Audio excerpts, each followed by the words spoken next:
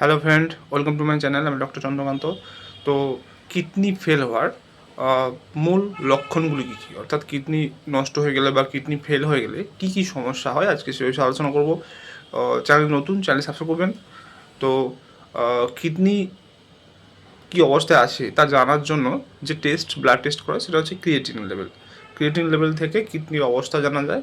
এছাড়াও আরও কিছু টেস্ট রয়েছে, আর কেওভি রয়েছে, ইউএসজি রয়েছে। তো এই সমস্ত টেস্টগুলো করলে কিডনির কন্ডিশন জানা যায়। তো সেই কিডনি যদি ফেল হয়ে যায় বা কিডনি যদি নষ্ট হয়ে যায়, তাহলে কী কী সমস্যা দেখা দেয়? তো কিডনি সমস্যা হলে প্রথমত হচ্ছে শরীর ফুলে যায়, হাত পা গোড়ালি চোখ, এমনকি পেটে জল জমে পেট ফুলে যায়।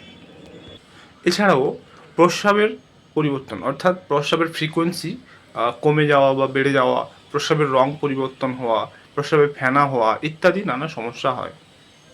এরপর হচ্ছে ক্লান্তি অনুভব করা, অর্থাৎ রক্তে টক্সিন জমা এবং অ্যানিমিয়া বা রক্তাল্পতার কারণে খুব দুর্বল লাগে এবং খুব ক্লান্তি লাগবে।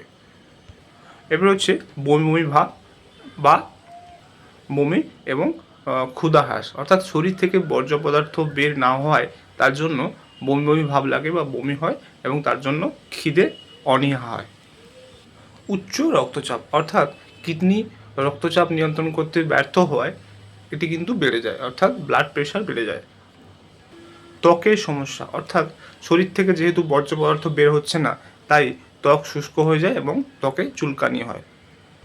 এরপর হচ্ছে শ্বাসকষ্ট, অর্থাৎ ফুসফুসে তরল জমা কিংবা রক্তাল্পতার কারণে শ্বাস নিতে অসুবিধা হয়।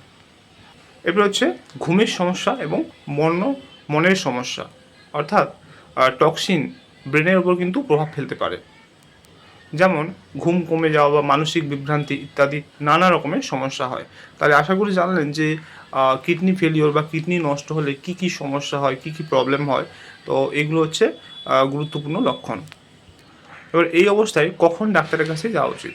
যদি হঠাৎ করে প্রস্রাব বন্ধ হয়ে যায় কিংবা জ্ঞান হারায় কিংবা প্রচণ্ড শ্বাসকষ্ট হয়, তো এই অবস্থায় অবিলম্বে ডাক্তার দেখানো উচিত। তো আজকের এই পর্যন্ত। চ্যানেল নতুন, চ্যানেল সাবস্ক্রাইব করবেন এবং লাইক করবেন। Thank you for watching.